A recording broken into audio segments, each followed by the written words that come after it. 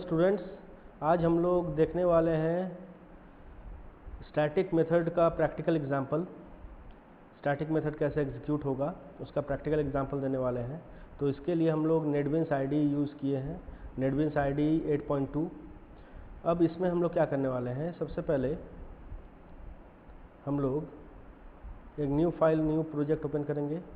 New project में जावा, फिर Java application को सिलेक्ट करेंगे। सिलेक्ट करने के बाद हम लोग जाएंगे फाइल का नाम लिखने। इस प्रोजेक्ट का नाम क्या होगा? इस प्रोजेक्ट का नाम हम दे देते हैं demo1 और फिर फिनिश करते हैं। तो ये demo1 जो हम लोग लिखे हैं, तो ऑटोमेटिकली जो क्लास बनेगा वो भी demo1 ही बनेगा। तो यह बन गया हमारा पैकेज, ये बन गया हमारा क्लास। तो इस क्लास के अंदर में हम लोगों को कुछ स्टैटिक मेथड्स डिज़ाइन करने होंगे। तो सबसे पहला एग्जांपल हम लोग लेते हैं कि एक ही क्लास के अंदर हम लोग स्टैटिक मेथड को डिज़ाइन करेंगे। तो सबसे पहले एक ही क्लास के अंदर हम लोग कैसे डिज़ाइन करेंगे, सबसे पहले हम लोग एक स्टैटिक मेथड बना लेते हैं, STATIC, स्टैटिक मेथड। तो स्टैटिक मेथड को हम लोग को जब बनाना है तो हम लोग स्टैटिक वॉइड फन बोल के हम एक फंक्शन बना लिए, और उस फंक्शन में हम लोग क्या करने वाले हैं, सबसे पहले इस फंक्शन के अंदर में system dot out dot println hello Java हम टाइप कर दिए ताकि ये डिस्प्ले हो, और इसको हम कॉल करना चाहेंगे मेन मेथड के अंदर में। तो मेन मेथड के अंदर में हमको अगर कॉल करना हो तो हम कैसे कॉल करेंगे, सबसे पहले हम लोग डायरेक्टली कॉल करेंगे फन। हम इसके प्रीवियस लेक्चर में हम बता भी चुके हैं कि स्टैटिक मेथड कैसे कॉल होता है, डायरेक्टली भी कॉल होता है, क्लास नेम के थ्रू भी कॉल होता है, और हम लोग क्लास नेम के थ्रू भी, ऑब्जेक्ट के थ्रू भी और डायरेक्टली भी, ये तीनों केस से हम लोग डिज़ाइन कर सकते हैं। तो डायरेक्टली कॉल कर दिए, क्लास नेम के थ्रू कॉल कर सकते हैं demo1 डॉट फन, डायरेक्टली भी कॉल कर दिए। अब हम लोग क्या करेंगे, हम लोग ऑब्जेक्ट बनाएंगे demo1 OB which is equals to new demo1। तो ये मेरा ऑब्जेक्ट क्रिएट हो गया है, और इस ऑब्जेक्ट के थ्रू अब हम कॉल करेंगे फन को, क्योंकि ये स्टैटिक मेथड है। तो देखिए फ्रेंड, ये इसको हम सेव कर रहे हैं और फिर रन कर रहे हैं। 3 बार ये कॉल हुआ है, 3 बार हम यहाँ पे कॉल किए हैं, एक डायरेक्टली, एक क्लास नेम के थ्रू, एक ऑब्जेक्ट बना के 3 बार हम कॉल किए हैं, 3 बार ये डिस्प्ले किया। इसका मतलब हम स्टैटिक मेथड को 3 तरीक़ा से कॉल कर सकते हैं। अब हम लोग क्या करते हैं, एक से ज़्यादा क्लास बनाते हैं, एक से ज़्यादा क्लास बनाएंगे।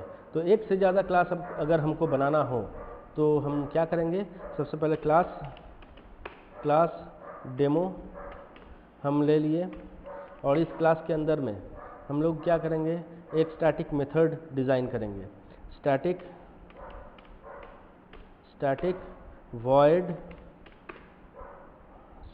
वॉइड फन बोल के ही हम डिज़ाइन करते हैं। अब इसको हम क्या करेंगे, यहाँ पे हम लोग क्या करते हैं, system dot out dot println जो है इसको कट करके यहीं पे पेस्ट कर देते हैं। इसको यहाँ पे हम डिस्प्ले करना चाह रहे हैं क्योंकि ये क्लास अलग है। अब ये स्टैटिक मेथड का इस स्टैटिक मेथड का भी हमको ज़रूरत है, तो हम इस स्टैटिक मेथड का नाम यहाँ पे कुछ चेंज कर देते हैं। इस स्टैटिक मेथड का नाम लिख देते हैं डिस्प्ले। स्टैटिक मेथड का नाम लिख दिया डिस्प्ले। अब इस डिस्प्ले के अंदर में क्या करेंगे, हम कॉल करेंगे इस फन को। इस फन को कॉल करने के लिए, अब जब क्लास अलग है तो एक ही तरीका हो सकता है कि हमको क्लास नेम के थ्रू कॉल करना होगा, क्योंकि वो क्लास अलग है जहाँ पे फन कॉल हुआ है। तो फन को कॉल करने के लिए डेमो डॉट फन हम कॉल करेंगे, ठीक है। अब डेमो डॉट फन हम कॉल कर सकते हैं क्योंकि डेमो क्लास के अंदर में ये फन है। तो हम 3 तरीका सुने थे कि हम लोग डायरेक्टली भी कॉल कर सकते हैं, क्लास नेम के थ्रू भी कॉल कर सकते हैं, ऑब्जेक्ट बना के भी कॉल कर सकते हैं। तो हम लोग यहाँ पे क्लास नेम के थ्रू कॉल कर रहे हैं। अब क्या करेंगे, यहाँ पे फन तो डायरेक्टली कॉल नहीं होगा जो पहले हम बनाए थे। यहाँ पे हम इसको कर देते हैं डेमो डिस्प्ले। डिस्प्ले को तो कॉल कर सकते हैं क्योंकि डिस्प्ले यहीं का मेथड है, तो डिस्प्ले को हम डायरेक्टली कॉल कर सकते हैं क्योंकि डिस्प्ले जो है इसी क्लास का है। तो फन को हटा के हम यहाँ पे डिस्प्ले कर दे रहे हैं।